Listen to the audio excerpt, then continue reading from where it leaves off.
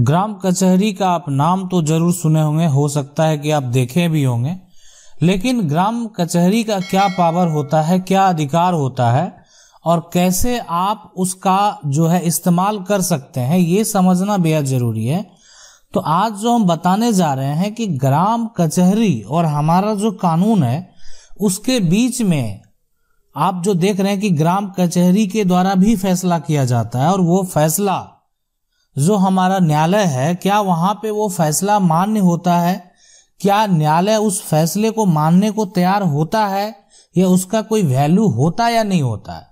तो आज जो सवाल है कि यही ग्राम कचहरी को क्या सब अधिकार है और ग्राम कचहरी का फैसला का मान्यता क्या है। अगर किसी भी प्रकार का कोई भी मामला हो, वो हो सकता है कि पारिवारिक विवाद का मामला हो, बंटवारा का मामला हो, या जमीन का कोई मामला हो, या कोई छोटा अपराध का मामला हो, उसमें अगर ग्राम कचहरी के द्वारा फैसला होता है तो उसका आगे मान्यता क्या है। अगर ग्राम कचहरी का फैसला आपको मान्य नहीं है तो आपको क्या करना होगा,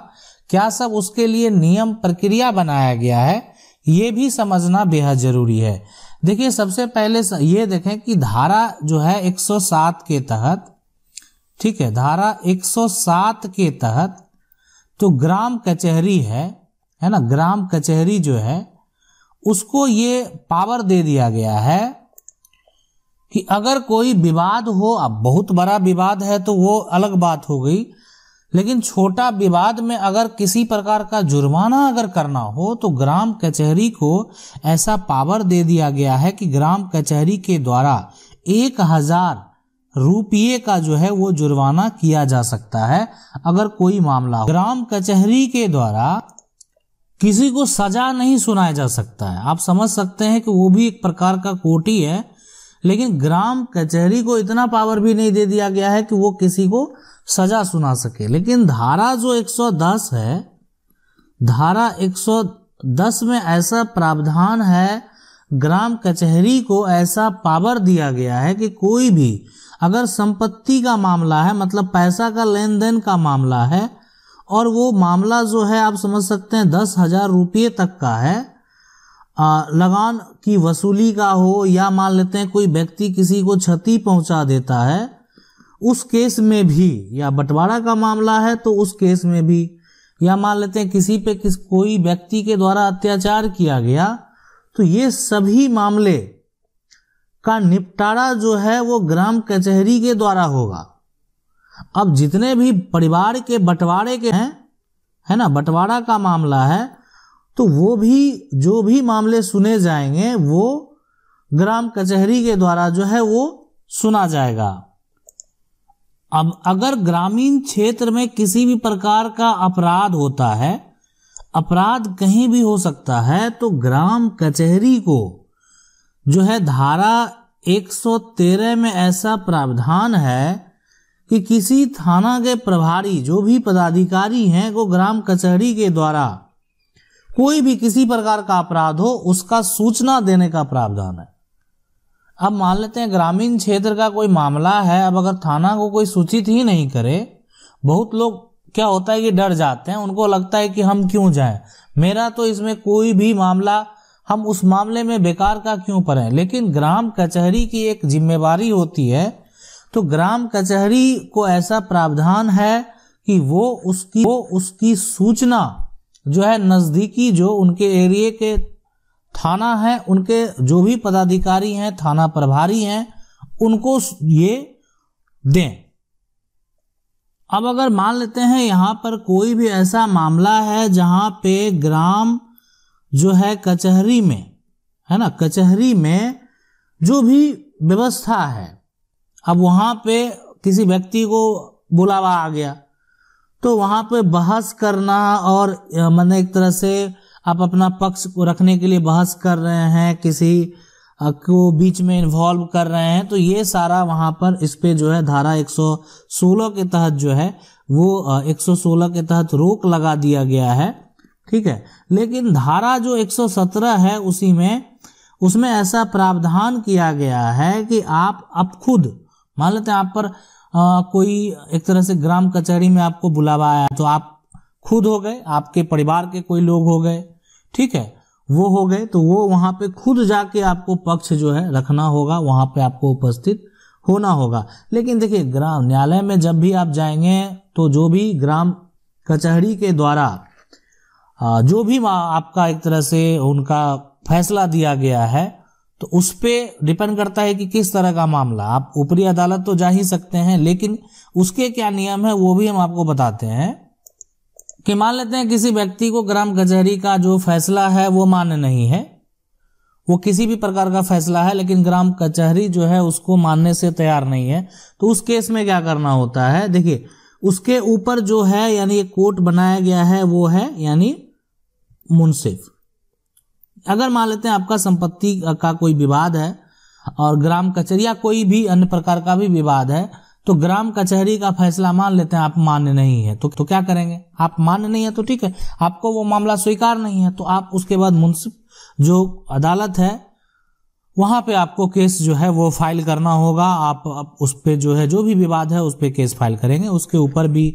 न्यायालय है, उसके ऊपर भी जिला, जो एक तरह से जिला न्यायालय है, उसके ऊपर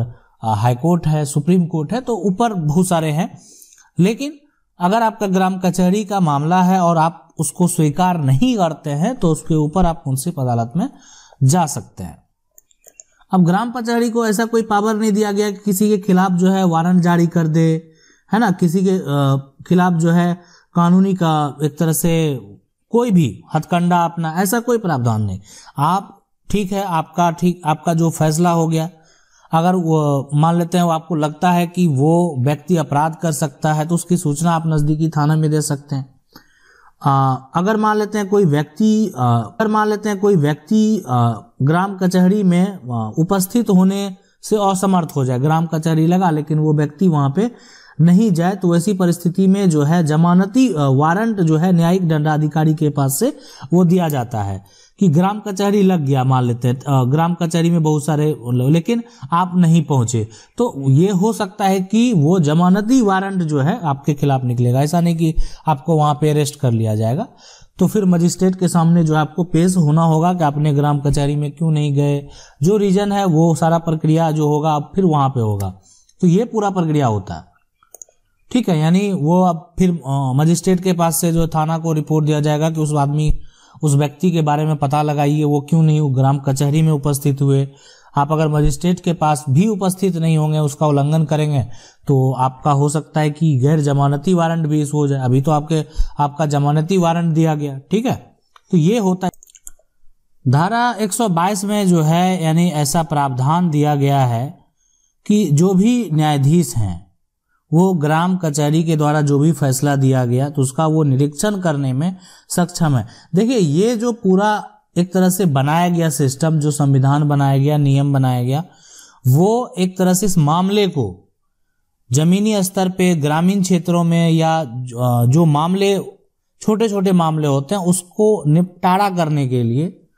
एक तरह से खुद जन अदालत तैयार हो जाए। और उसके लिए आज भी आप देखें कि पंच का चुनाव होता है,